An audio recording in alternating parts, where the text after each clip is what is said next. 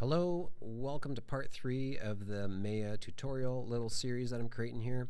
Right now I've got a logo that we've brought in from Illustrator, and we've got it at different extrusion depths here, and we've colorized it as well as we've placed it inside a little universe that we created, and that universe is essentially a big ball that we've colorized with a space. So the next thing we're just going to do is we're going to add some lights, because really, if I were to turn on my lights right now, if this preview, what this is a button that previews it with as if the lights were on, like you're previewing with lights. And you see how there's nothing here because I have no lights in my preview. So what I'm going to let's add some lights. So let's go to create. I'm going to go lights. And you got a couple different kinds here. You got ambient light, which is just like a solid light, kind of like the sun, shall we say. Directional light, just pointing in a direction. Point light. What I'm going to do right now is a spotlight, which is exactly what it is. It's shooting light in one spot. If I zoom out. Now, what it's done is it's actually placed it in the middle. In fact, there's our light right there. It's actually in the center of our grid here. So let's move that light. So I'm going to click on the Move tool, and we're going to send it away. Now, if we were to look at our light right now, if I look at it with light properties, we can see this is what's happened.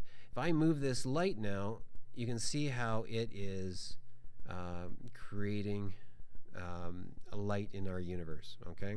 If I turn this off, you kind of just see it without lights. It's just like in the basic, but we are just looking at it like this. So let's move this up a little bit.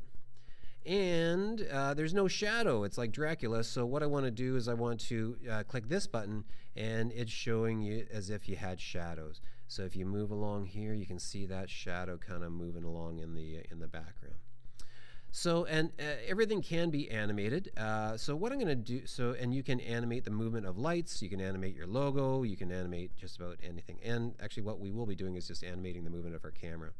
So I'm going to just have a light here. I'm going to move it off to the side, but I'm going to click on the rotate tool, and let's rotate it like about this way right here. Okay, so now that's so it's kind of off to the side. Now, this is looking pretty good. It's pretty bright if you think about it.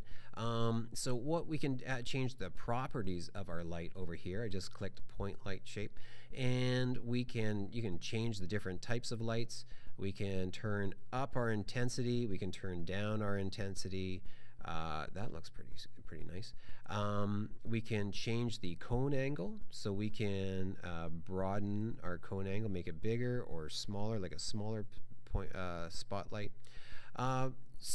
You know, this is has a pretty sharp edge to it, so you can just create a little bit of diffusion there, which is a little nice. And decay, like the light kind of goes on forever. If you were to, you could, the light slowly fades as it goes away from the light. So when you do that, you may consider just turning up the intensity, or just not having decay at all. Okay.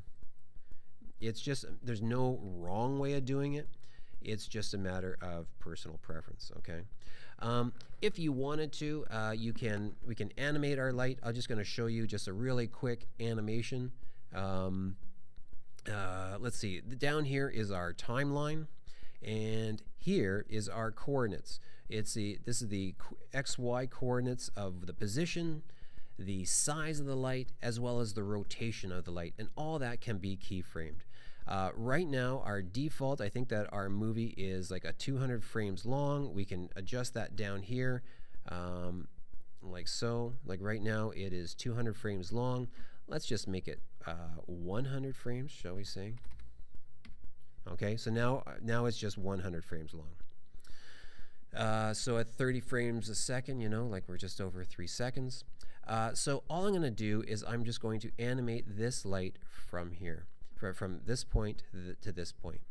So at this point in time, the light is right here. If I hit S, it's going to add a keyframe to this moment in time. If I scroll, I'm going through time in my movie. So if I go to the beginning of my movie, at this point in time, at the beginning of my movie, if I hit S, this is going to turn red. There we go. This is going to turn, all these coordinates are turned red, and it's added a really, like a red line here. If I go later on in time, and if I move this light, so let's move this light this way, and I'm going to rotate that light to go back onto the, let's go back here. Hopefully I do this right. Yay. Okay, so at this point in time, the light is at this point in time. So I've changed the coordinates of the XY axis as well as the rotation at this point in time. If I want to activate that as a new keyframe, I hit S again. Okay, so what that means, at this point in time, these are my coordinates. At this point in time, my coordinates were back over there, and it will animate in between. The computer will animate in between. Oddly enough, this is called tweening. I think I might leave it there for right now. Good luck, and I'll see you in the next tutorial.